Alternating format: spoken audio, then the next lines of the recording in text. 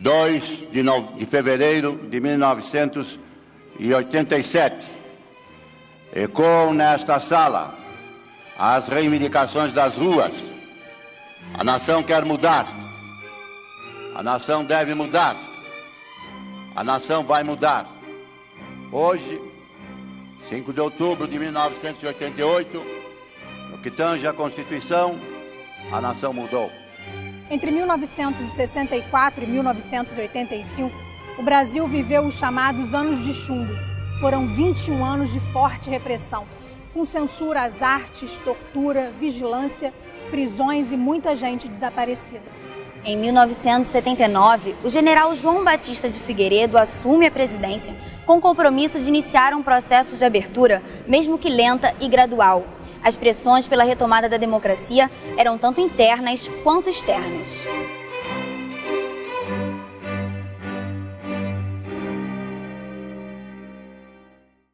Mesmo na vigência da Constituição de 69, começamos em 1978 um período da abertura democrática, que vai de 1978 a 85. Nesse período, nós tivemos o retorno do multipartidarismo em 1978, anistia política em 1979 e as eleições diretas para governador e vice-governadores dos estados em 1982. E em 1984, as chamadas diretas já, um movimento pelas diretas já, pela defesa das eleições diretas para presidente. As manifestações movimentavam as ruas e praças do Brasil inteiro. Aqui no Rio de Janeiro, a Cinelândia e o Largo da Carioca eram um palco onde se concentrava a maioria dessas manifestações. Na realidade, o compromisso de conceder ao país uma abertura política já era discutido desde o governo de Ernesto Geisel. Quando o presidente Ernesto Geisel assume, em 74, ele se depara com uma situação muito complicada do ponto de vista militar, pois toda a mobilização militar de deposição do Goulart se calcava em torno do discurso de respeito à hierarquia e à disciplina que se viam ameaçadas durante o governo do Goulart. A indisciplina e a quebra das hierarquias funcionava dentro dos meios de repressão. O Geisel vai para a revista Veja, que acaba sendo a capa do periódico, e declara que o presidente não admitirá torturas. Veja, ele não está reconhecendo que tem tortura, ele está dizendo que não vai admitir. E qual é a resposta do aparato repressivo? A morte do Vladimir Herzog. O Vladimir Herzog aparece sobre os dois joelhos, quase que apoiado, com uma corda enforcada no pescoço, um cenário claramente armado, montado, para esconder a responsabilidade do Estado na execução daquele preso político. Então o governo Geisel tem essa percepção dessa bagunça que se tornou o aparato repressivo. Nesse sentido, que é com Geisel que se anuncia uma abertura lenta, gradual e segura. É lenta porque não vai ser feita com sobressaltos, não vai ser feita do dia para a noite. É gradual porque vai das medidas de menor impacto para as medidas de maior impacto. E é segura para quem? É segura principalmente para os militares, a quem não interessava que viessem a ser punidos pelos atos ilegais cometidos durante a ditadura. Tem demandas dos movimentos sociais significativas, tem as pressões internacionais, quer dizer, não é só norte-americana, mas eu acho que as denúncias de torturas e perseguições, elas afetaram, né, os organismos ligados a uma política internacional de defesa dos direitos humanos. Agora tem também uma situação de crise econômica, que já começa no final do governo Geisel e que vai num volume um tanto galopante durante o governo Figueiredo, a ponto de você ter insatisfações maiores por conta da carestia, da inflação, da elevação do custo de vida. Então, eu diria que esses ingredientes são muito explosivos. Movimentos sociais e insatisfação até de grupos não tão diretamente politizados, mas que vão sentir a crise econômica afetando as suas vidas cotidianas. Só que para implementar essa abertura lenta, gradual e segura, é preciso lidar com dois conjuntos diferentes de pressão. De um lado, a pressão naquilo que, na falta de uma expressão melhor, se convencionou a chamar de linha dura. Os setores do regime que entendem que a ameaça vermelha prevalece e que os militares não têm que voltar para os quartéis. O jornalista Hélio Gaspari, nos seus volumes sobre o período autoritário, chama esse grupo de tigrada. E do outro lado, o segundo conjunto de pressões que atinge o governo Geisel, os setores que queriam a abertura, que queriam acelerar, inclusive, esse processo, tanto dentro quanto fora do Brasil. Quem dentro do Brasil quer abertura? Primeiro, o MDB. O MDB passa a adotar uma postura mais combativa na eleição indireta do Geisel no colégio eleitoral, quando chegou, inclusive, a lançar um candidato, ou melhor, um anticandidato, que foi Ulisses Guimarães, marcando uma posição enquanto oposição ao regime. Além do MDB, dentro do país, temos a atuação da Igreja Católica, que naquele momento passa a denunciar as violações contra os direitos humanos, que inclusive contribuíram para vitimar religiosos. O caso do Frei Beto, que foi torturado em São Paulo, é bastante conhecido. O caso do Frei Tito, que se suicidou em consequência da tortura, é um pouco menos famoso. Dom Helder Câmara, por exemplo, que na sua juventude foi membro da Ação Integralista Brasileira, nos anos 70 é chamado pela cúpula do regime de o Bispo Vermelho, porque ele vai para o exterior denunciar violações aos direitos humanos. A luta armada foi desbaratada, foi destruída. Né? O último suspiro da luta armada foi a guerrilha do Araguaia, a maior mobilização de tropas brasileiras desde a Segunda Guerra Mundial, né? Com 2 momentos de repressão, no primeiro fazendo presos e no segundo exterminando, né? Exterminando mesmo. E externamente também temos a pressão exercida contra o regime. Temos aí intelectuais organizados com intelectuais brasileiros que denunciam nas universidades no exterior as violações ocorridas no Brasil, e vamos ter, a partir de 77, uma mudança na orientação da política externa do governo dos Estados Unidos, com Jimmy Carter. O democrata Jimmy Carter assume a presidência e a imagem americana estava muito desgastada naquela década, né? O Vietnã, a desvalorização do dólar, o escândalo de Watergate que levou o Nixon à renúncia. Então, para tentar amenizar um pouco essa imagem, o governo Carter, na sua campanha de defesa dos direitos humanos, né, altera, em parte, a posição do governo americano diante do regime brasileiro. Então, como é que o governo Geisel lida com esses dois conjuntos de pressão? Nesse sentido, para promover a liberalização, o que foi feito? O então ministro da Justiça, Armando Falcão, convoca numa reunião proprietários e representantes dos grandes veículos de comunicação no Brasil e anuncia o fim da censura prévia, não é o fim da censura. Segunda medida, o Geisel vai demitir o comandante do DOI-CODE de São Paulo, local das mortes do Manuel Feofilho e do Vladimir Herzog. E a terceira e última ação foi a demissão do então ministro do Exército, general Silvio Frota, que pretendia ser o sucessor do Geisel. E a chegada de Silvio Frota ao Planalto, na ótica do governo, impediria a continuidade do processo de abertura. Cabe destacar, portanto, como é que o governo Geisel pisa no freio e pisa no acelerador ao mesmo tempo para conduzir o processo de abertura no ritmo que julga apropriado, contendo assim aqueles que não querem abertura nenhuma e aqueles que querem acelerar a abertura. Assim, a escolha do Figueiredo para ser sucessor do Geisel não é à toa.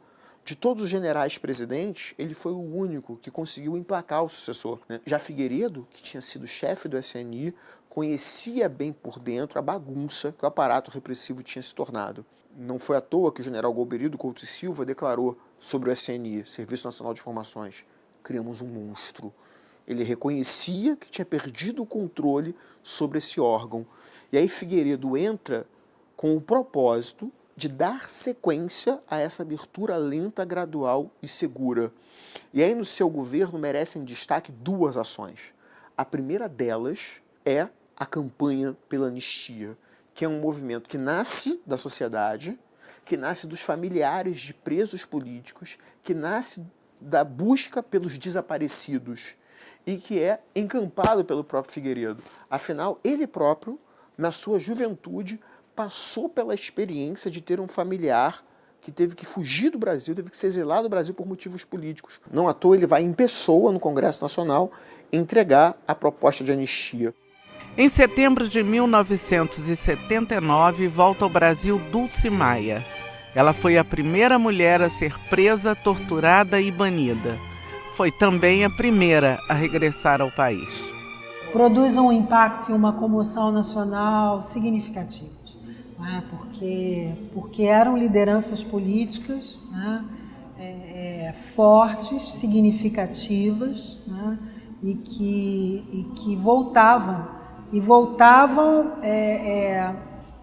para retomar as suas carreiras e as suas vidas políticas. Então isso tudo é muito, muito significativo e muito emblemático, né?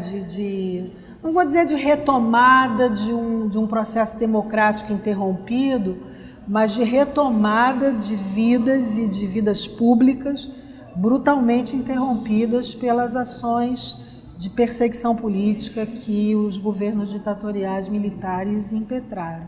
E a segunda medida de destaque do governo Figueiredo, também em 79, foi o pluripartidarismo, o que muitos historiadores destacaram como uma medida com o intuito de fragmentar a oposição.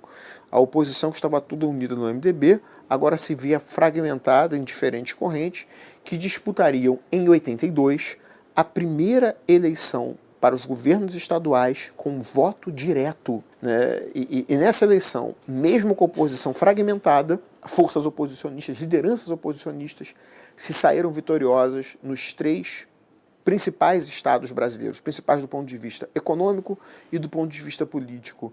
Brizola vence a eleição no Rio de Janeiro, Franco Montoro vence em São Paulo e Tancredo Neves vence em Minas Gerais. Essas vitórias foram centrais para que as polícias estaduais, as PMs, não fossem colocadas para reprimir as mobilizações de rua da campanha pelas diretas já. Até porque esses 3 governadores subiam nos palanques nesse que foi, até aquele momento, o maior movimento político de massas da história do Brasil. A emenda constitucional proposta pelo deputado Dante de Oliveira, restabelecendo as eleições diretas, é derrotada no Congresso. No colégio eleitoral, Tancredo Neves desponta como principal candidato, conseguindo reunir em torno da sua liderança as demais forças oposicionistas, né? À exceção de algumas que entendiam que aquilo legitimaria a derrota da campanha das diretas já e julgavam que não seria o caso de se respeitar uma eleição indireta, né? Então Tancredo ele foi muito hábil, inclusive, ajudando na própria erosão da base do governo, já muito desgastada, no difícil processo de escolha do sucessor de Figueiredo. Grosso modo, simplificando um pouco, foram 2 nomes que insistiram na sua candidatura pelo partido do governo, já não mais chamado Arena, já com o nome mudado para PDS, né? Partido Democrático Social, né? E isso acabou levando a indicação do nome de Maluf para concorrer pela legenda. Do outro lado, o Tancredo soube, né, se aproveitar desses atritos para trazer para sua chapa, para a Aliança Democrática, o então presidente do PDS, José Sarney, que recebeu o cargo de vice na chapa do Tancredo. Né? E no colégio eleitoral, como sabido, prevaleceu aí a chapa da Aliança Democrática e a eleição indireta do Tancredo. Tancredo, no entanto, adoece antes da posse. Quem assume no lugar dele é o José Sarney, né? Uma espécie de estranho no ninho. Né? Apoiou o regime do primeiro ao último momento e troca de lado ali no apagar das luzes. Tancredo acaba falecendo. Sua morte é comparada ao martírio de Tiradentes, né? E o interessante é destacar que no dia seguinte, após a eleição indireta do Tancredo, o Congresso Nacional amanheceu com uma faixa que tinha os seguintes dizeres: "Bom dia, democracia, hoje nasce a nova república". Essa expressão passou a ser utilizada para designar o período posterior ao governo dos generais presidentes, né? Um período inaugurado em 85 e que sobreviveria até hoje. José Sarney assume a presidência da República e acaba cedendo às pressões parlamentares e populares para formar uma Assembleia Constituinte. A convocação de uma Assembleia Constituinte, cuja preocupação central era não só retirar as características autoritárias que vinham de 64, que vinham de 67, mas também a preocupação de impedir que uma nova experiência como aquela pudesse se repetir no Brasil, né? Esse é o norte do trabalho dos constituintes a partir de 86. Ao mesmo tempo em que o governo se compromete a convocar uma Assembleia Nacional Constituinte, entidades sociais começam a se movimentar para incentivar a participação da sociedade no processo. No Rio de Janeiro é criado o Movimento Nacional pela Participação Popular na Constituinte e em São Paulo o plenário Pró-Participação Popular. Em 1985, várias instituições reunidas criaram o projeto Educação Popular Constituinte. Esse coletivo era composto pelo ISER, IBASE, SEDAC, CEP, SED, CPO, CPT e FASE. Era um conjunto de pessoas que se reuniram pensando na nova Constituição, muito vindo de São Paulo, com o Ítaque, com os padres de São Paulo, a CNBB, e preocupados com essa possibilidade dela ser feita somente por parlamentares. E o povo ficaria onde? Os desejos populares, né, ficariam aonde? E então começamos a discutir isso, né, e reunir pessoas ligadas primeiramente à igreja.